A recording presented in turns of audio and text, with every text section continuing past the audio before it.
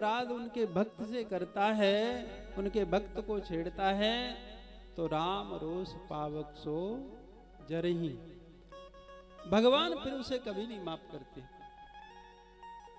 और भरत सरिस को राम सने, भरत से प्यारा उन्हें कौन हो सकता है।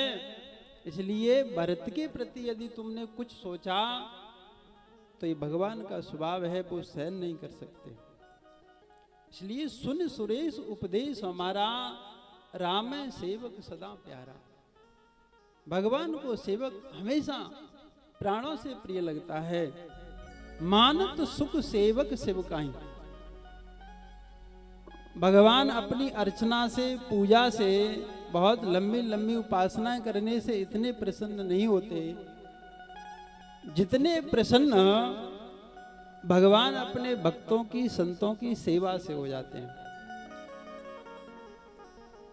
जिन्होंने संतों की सेवा की, गुरुओं की सेवा की, भक्तों की सेवा की, उन्हें भगवान जल्दी मिले हैं बजाय भगवान की सेवा उपासना करने के। और जो साधुओं से, संतों से, गुरुओं से विमुख होकर के भगवान की उपासना में लगा रहा, उसे भगवान बहुत जल्दी नहीं मिले। और जिसने संतों से द्वेष किया, भक्तों से द्वेष किया और भगवान को पाना चाहा, उसे तो भगवान बिल्कुल मिले ही नहीं है।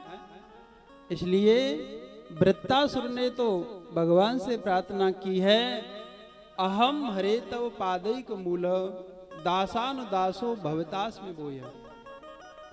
हे परमात्मा, यदि मेरा अगला जन्म हो तो मुझे कृपा करके एक ही वरदान देना। क्या दें?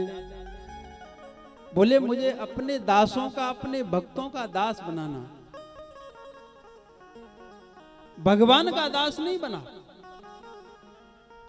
भगवान के भक्तों का, संतों का दास बनाना, मुझे उनकी सेवा प्राप्त हो। तो मानत सुख सेवक सेवकाई, सेवक बैर बैर अधिकाई।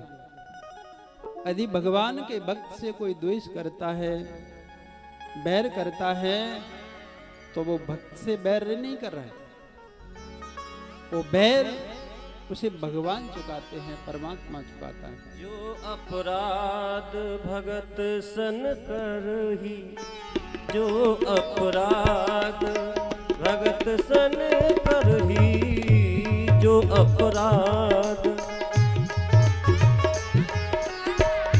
जो अपराध भगत सन करही, राम रोष पावक सो जर, राम रोष पावक सो जरही।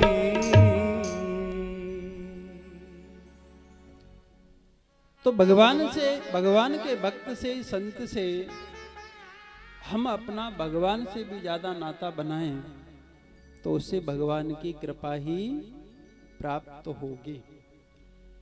लेकिन समस्या ये आती है कि हमारी आंखें जो है संत को देख नहीं पाती और देख भी नहीं पाएंगी,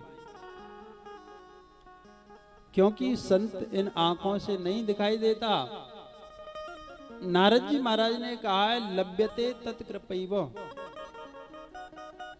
संत बिसोद मिलई परते, चित बहि राम कृपा कर दे।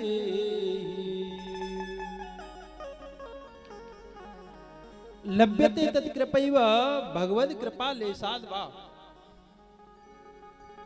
संत संत की ही कृपा से प्राप्त होते हैं अथवा फिर भगवान की कृपा से प्राप्त होते हैं, हमारी आंखों से दिखाई नहीं दे सकते। तो देखो, आंखों से दिखाई नहीं दे रहे हों तो हमें फिर जो दिखाई दे रहा है उसी में श्रद्धा दृढ़ कर लेनी चाहिए। यदि हमारी श्रद्धा दृढ़ है तो निश्चय करके उसी रूप में हमें वास्तविक संत का दर्शन हो जाएगा। एक राजा की बेटी थी, वैराग्यवती। राजा की बेटी थी, और वो जब भी कुछ चीज देखती तो उसे वैराग्य होने लगता। कोई सूखा वृक्ष का पत्ता देखा तो उसे वैराग्य हो गया, कोई वृक्ष की डाल टूटी हुई देखी तो उसे वैराग्य हो गया।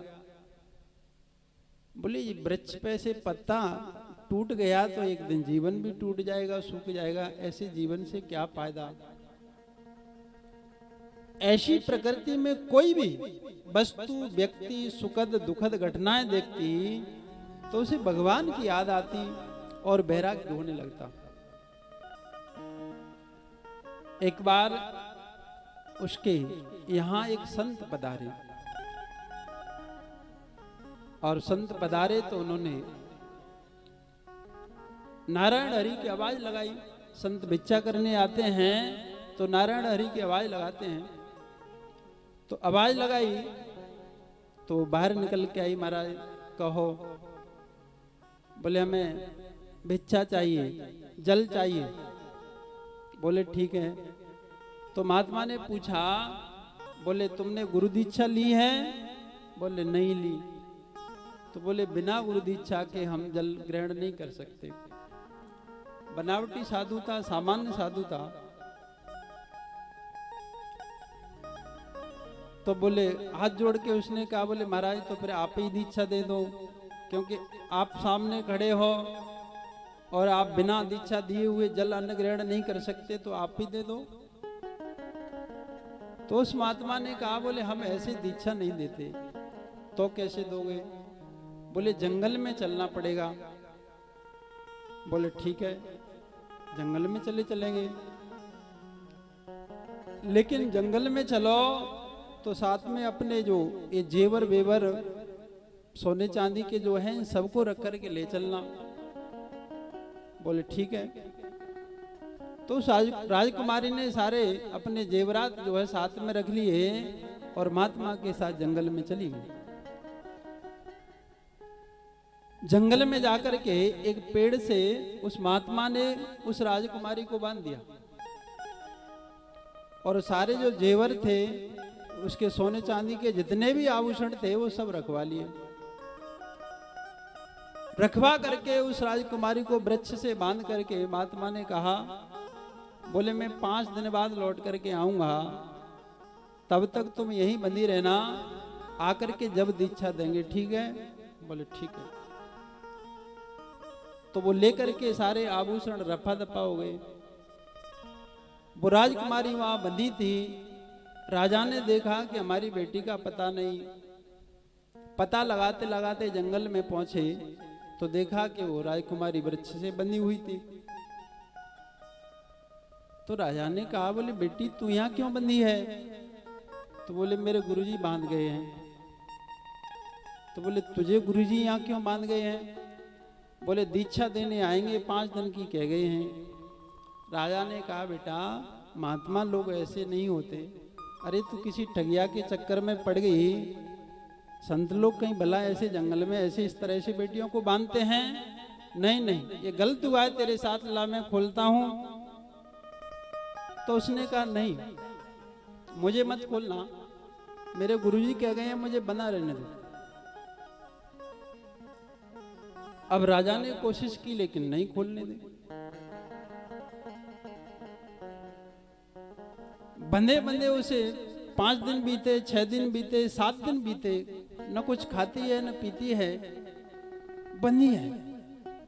और उसकी श्रद्धा, उसकी निष्ठा, उसने पूरी प्रकृति में एक भूचाल पैदा कर दिया। देवताओं में व्याकुलता पैदा हो गई, देवताओं में एक कंपन सी पैदा हो गई उसके धर्म, उसकी निष्ठा के कारण। तो इंद्र ने देखा, बोले क्या है? नारद जी को बुलाया। नारद जी पृथ्वी लोक पर आए, देखा कि वो राजकुमारी वृक्ष से बंधी हुई है। पता लगाया, पूछा बेटा कैसे बंधी हो? मेरे गुरुजी बांध गए हैं। तो उन्होंने कहा ला मैं खोल दो। बोले नहीं, आप मत खोलना। तो बोले गुरु कहीं बांधते नहीं है ऐसे, गुरुओं का काम तो बंधनों को खोलना है, ये गलत हुआ है। बोले नहीं, आप मत खोलना, मेरे गुरुजी बांध गए हैं और आपके दर्शन हुए, बहुत सौभाग्य की बात है, आप जाओ। नारद जी चले गए, ब्रह्मा जी आए, ब्रह्मा जी के दर्शन हुए। ब्रह्मा जी ने कहा बेटा गलत हुआ है, मैं खोल दूं? बोले नहीं, आपके दर्शन हो गए। भगवान शिव आए, शिव जी ने कहा, बोले नहीं, आपके दर्शन हो गए। विष्णु भगवान आए, उन्होंने कहा, बोले गलत हुआ है, जो बांधने वाले थे वो वास्तव में संत नहीं है, वो लौट के नहीं आएंगे। लेकिन उसकी निष्ठा देखो, श्रद्धा देखो।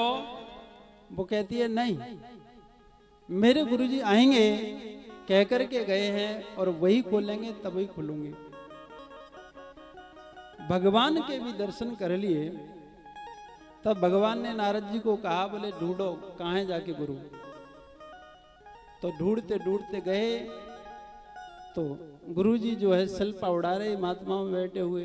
वो तो भूल ही गए कि हम, क्योंकि उसे तो एक बनावटी भेष था, तो वो सारा आभूषण लेकर रपा दपा हो गया।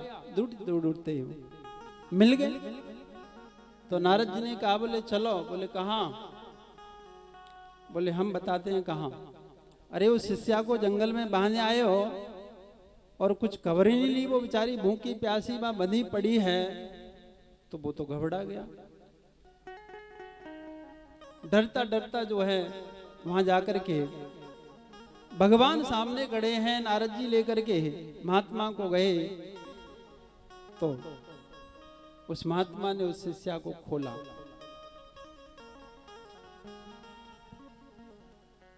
तो उसने कहा, बोले आप कहते थे कि तुम्हारा गुरु नकली है, यदि मेरा गुरु नकली होता तो प्रभु आपके दर्शन कैसे होते? हाँ? यदि गुरु नकली होता तो आप सबके मुझे दर्शन हुए, आप कैसे कहते हो कि गुरु नकली है? तो भैया गुरु कभी नकली नहीं होता, संत कभी नकली नहीं होता। जो प्रभु के नाम पर, भगवान के नाम पर जिसने एक बार आश्रय ले लिया है, बस उसके प्रति हमारी श्रद्धा हो तो निश्चय करके उसमें वही तत्व, वही सत्य की उपलब्धि हो जाती है। भगवान तो कहते हैं, ये दारागार पुत्राप्तान प्राणान वित्तमें परम हित्वा माम शरणम याति कथन तान त्यक्त मुझसे। जो अपने घर परिवार व्यवहार सबको छोड़ करके मेरी शरण में एक बार आ जाए तो मैं उसे कभी त्याग नहीं सकता। और जिसे भगवान त्याग नहीं सकते वो भगवान का सबसे अपना प्यारा है। कैसे भी भगवान से जिसका नाता जुड़ गया है उससे नाता बना लो, उससे संबंध बना लो, तो बस तुम सबसे ज्यादा भगवान के प्यारे हो जाओगे।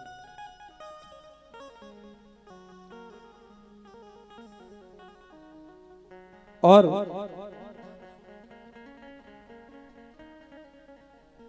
भगवान अपने भक्तों के लिए कुछ भी करते हैं। अम्बरीश की कथा आपने सुनी होगी। महाराज अम्बरीश भगवान के ऐसे अनन्य भक्त थे, राजा थे, लेकिन राजा होकर के भी वो राजपाट को बिल्कुल नहीं संभालते थे। उनकी निष्ठा, उनकी प्रीति भगवान के चरणों में थी। राजा होकर के भी भगवान की पूजा के लिए, भगवान की सेवा के लिए खुद अपने हाथों से परिचर्या करते थे। खेत में अन्न बोते, हल चलाते, अपने ही हाथों से अन्न को काट के लाते और अपने हाथों से उसे गेहूं को अपने हाथ से, हाथ वाली चक्की से पीसते थे और खुद ही आटे की रोटियां भगवान के लिए खुद ही बनाते थे। उनके घर में दास दासी नौकर चाकर उनका पार नहीं था, लेकिन भगवान की सेवा के लिए कभी किसी से कुछ नहीं करवाते थे। आज थोड़े बहुत घर में पैसा हो जाए, लोगों के पास सुख सुविधाएं हो जाएं, तो ठाकुर जी के लिए भी एक नौकर रख देते हैं।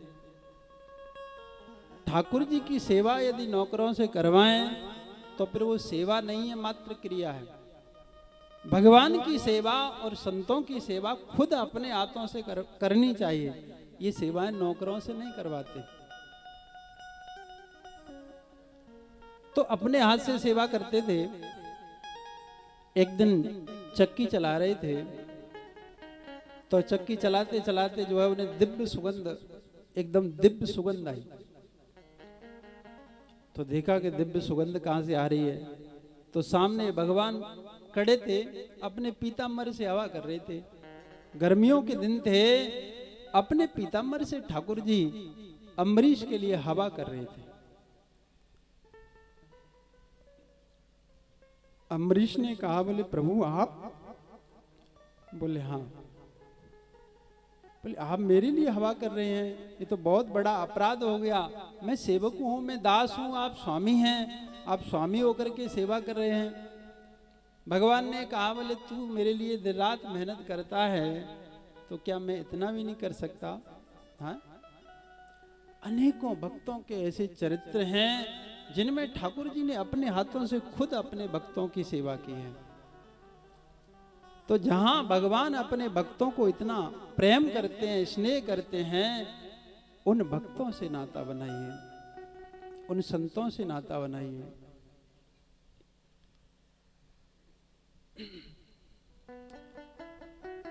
वृंदावन में एक महात्मा हुए, वृंदावन की गलियों में रहते थे। जज बाबा, जज बाबा। तो उन्हें जज बाबा कहते थे। तो पहले जज थे, फिर वो महात्मा हो गए थे। तो लोग समझते, बोले महात्मा तो ऐसे ही होते हैं।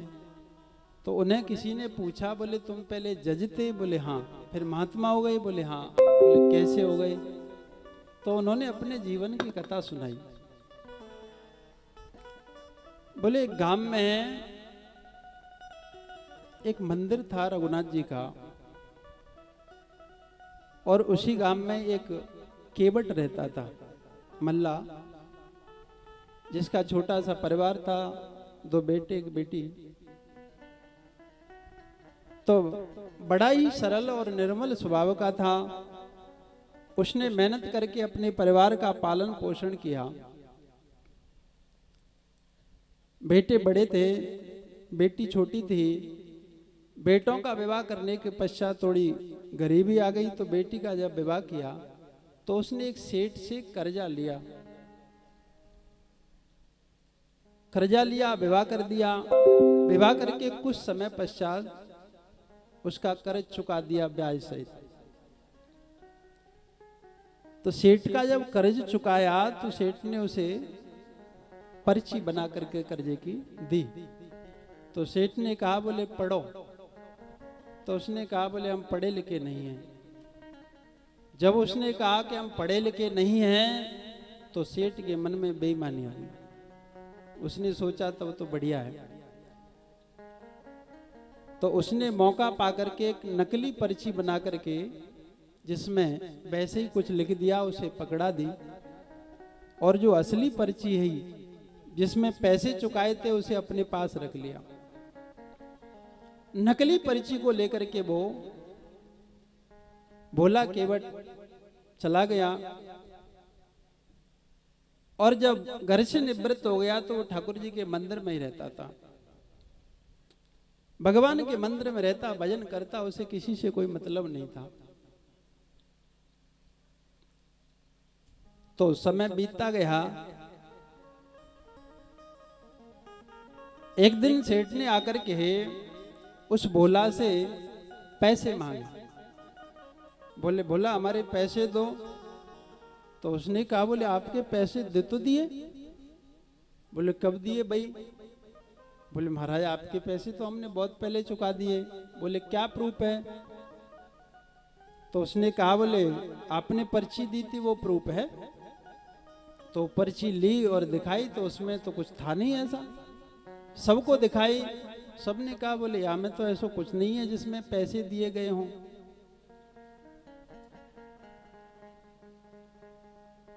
तो भोला तो भगवान के आश्रित था, ठाकुर जी के आश्रित था। उसने रघुनाथ जी से ही कहा, हे रघुनाथ जी, आप तो साक्षी हैं, आप तो जानते हैं कि मैंने इसको पैसे दिए थे, लेकिन ये लोग कोई भी इस बात को मानने के लिए तैयार नहीं है। मैं पढ़ा लिखा नहीं, लेकिन आप तो जानते हैं भगवान के आश्रित रहता था।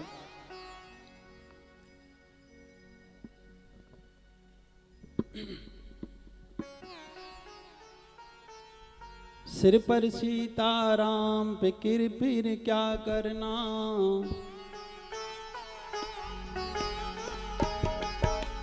सिर पर सीताराम फिक्र फिर क्या करना, तेरे सिर पर सीताराम फिक्र फिर क्या करना, क्या करना क्या करना क्या करना क्या करना, क्या करना क्या करना क्या करना भाई क्या करना, तेरे सिर पर सीताराम फिक्र फिर क्या करना।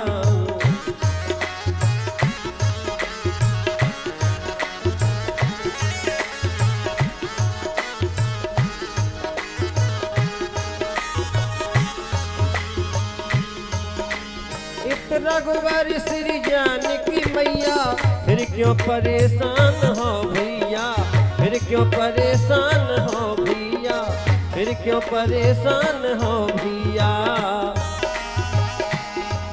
तेरे कटेंगे कष्ट तमाम फिकर फिर क्या करना, तेरे सिर पर सीताराम फिकर फिर क्या करना।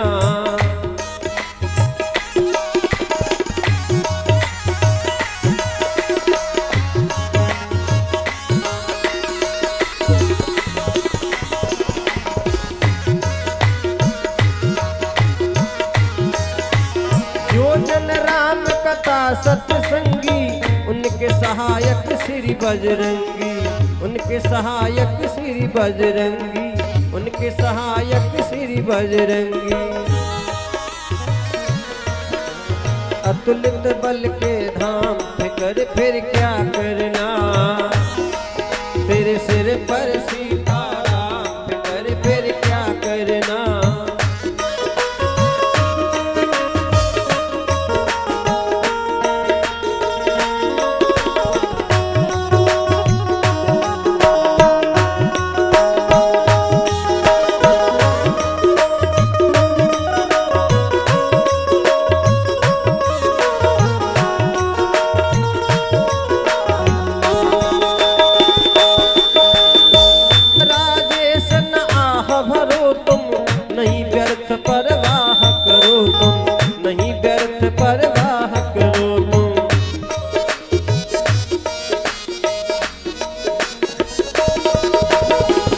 तुलसी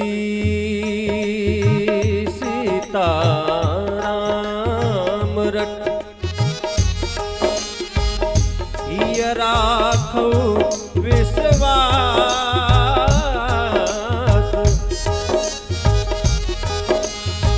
कबहू बिगड़त ना सुने, श्री रामचंद्र के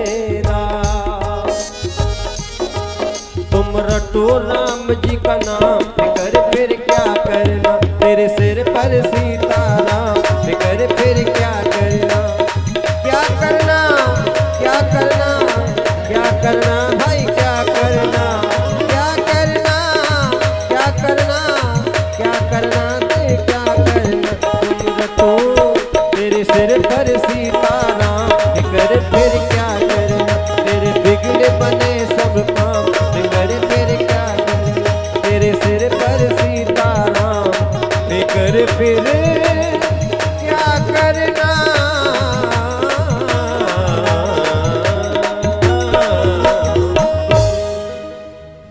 तो किसी ने नहीं माना, लेकिन उसे ठाकुर जी का भरोसा था। बोले भले ही कोई नहीं माने, लेकिन मेरे रघुनाथ जी तो हैं। तो उस सेठ ने जो है मुकदमा कर दिया। मुकदमा कोर्ट में पहुंचा तो तारीख साधने के लिए वो भोला केवट गया। तारीख साधने के लिए गया तो जज ने पूछा, बोले तुमने सेठ से पैसे लिए? बोले हाँ लिए। तो बोले चुकाए नहीं? बोले चुका दिए। क्या प्रमाण है? तो उसने वही पर्ची दिखाई। तो जज ने कहा बोले इस पर्ची में तो कोई ऐसा लेखा जोखा है नहीं। तो जज ने पूछा बोले और कोई गवाह साक्षी है? तो उसने कहा बोले रघुनाथ जी हैं। तो जज ने सोचा बोले रघुनाथ कोई इसके गांव का व्यक्ति होगा। तो अपने एक व्यक्ति को भेजा, बोले रघुनाथ जी को लेकर के आओ। तो रघुनाथ जी को बुलाने के लिए कोर्ट से एक व्यक्ति गया। तो पूरे गांव में पूछा, लेकिन रघुनाथ नाम का कोई व्यक्ति नहीं था। तो लोगों ने कहा बोले मंदिर में ठाकुर जी को हमारे यहाँ रघुनाथ जी कहते हैं। तो व्यक्ति जो है ठाकुर जी के मंदिर में पहुंचा और पुजारी को पर्ची लिख करके दे आया। बोले अपने रघुनाथ जी से कह देना कल वो कोर्ट में उपस्थित हो जाएं। अब उसने कहा बोले अपन को तो बलाए टालनी, कोई हो रघुनाथ हमें क्या मतलब, हमें तो संदेशा पहुंचाना। तो पुजारी भी भगवान का बड़ा ही भक्त था। पुजारी ने कहा बोले प्रभु आपके लिए हमने बहुत सारी सेवाएं आती देखी हैं,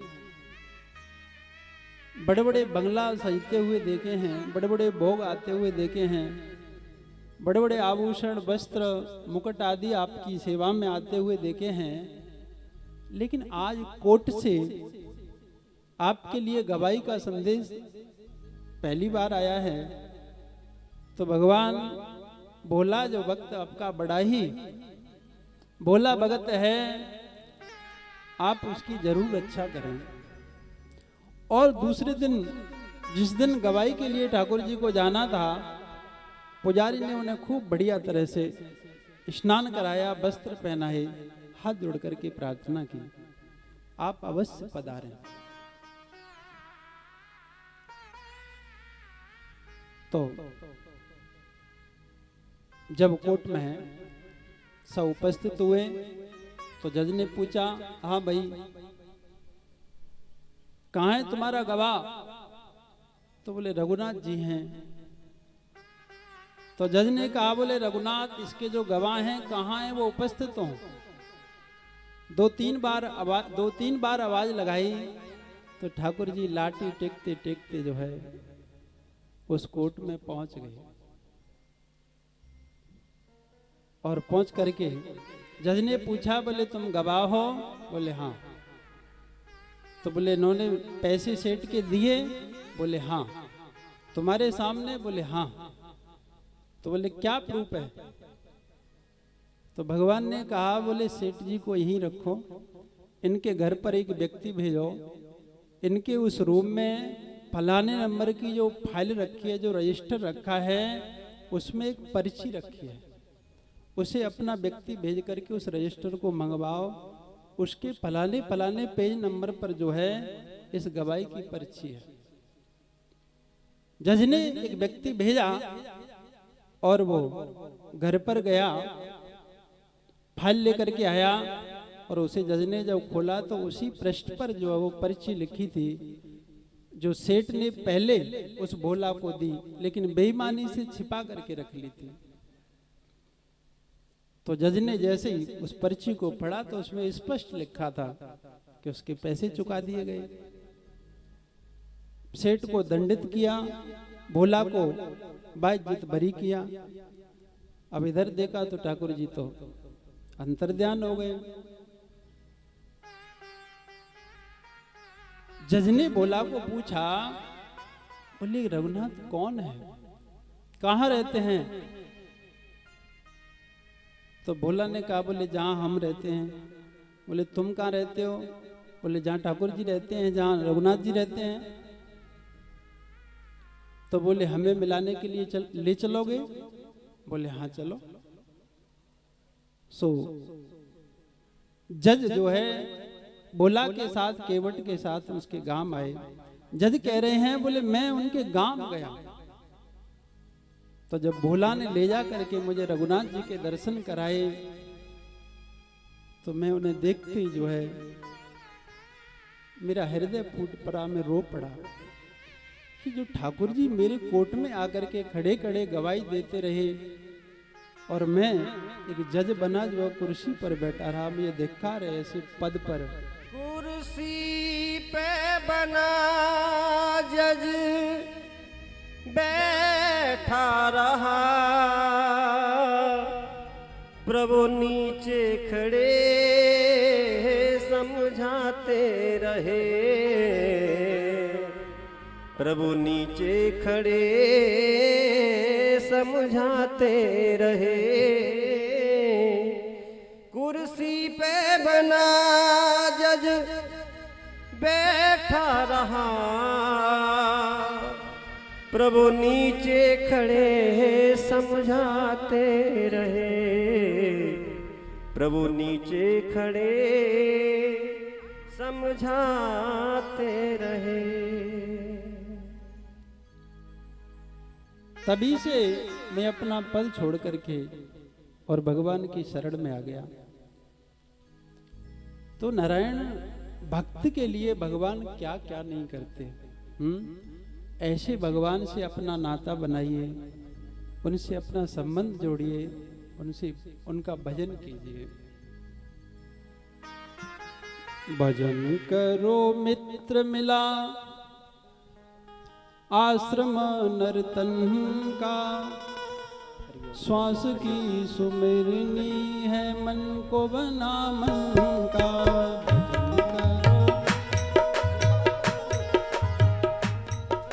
मेरा निवेदन है कि मंदिर के बराबर में आज पूज्य सदगुरुदेव भगवान जी की गाड़ी निकल करके आएगी। जिस जगह पे जनरेटर खड़ा है, जिस किसी की motorcycle, four wheeler, car, jeep कोई भी हो, कृपया निवेदन है शीघ्र से शीघ्र हटा लें। पूरे रोड पे खड़ी हैं वो अपनी पार्क में पहुंचा दें, क्योंकि जो गेट है आज इधर का चिन्ह गया है, बंद है। इसलिए पूज्य श्री सदगुरुदेव भगवान जी की गाड़ी आने वाली है। अपनी अपनी मोटरसाइकिल, कार खेत में उतार दें शीघ्र से शीघ्र जा करके। गुरु जी वहाँ से चल दिए हैं, शीघ्र से शीघ्र सारी मोटरसाइकिलें, कारें अपनी खेत में पहुंचा दें। सड़क को खाली कर दे बिल्कुल। जो जनरेटर के पास पूरा लाइन यहाँ तक है, पंडाल तक, सड़क को क्लियर कर दे बिल्कुल।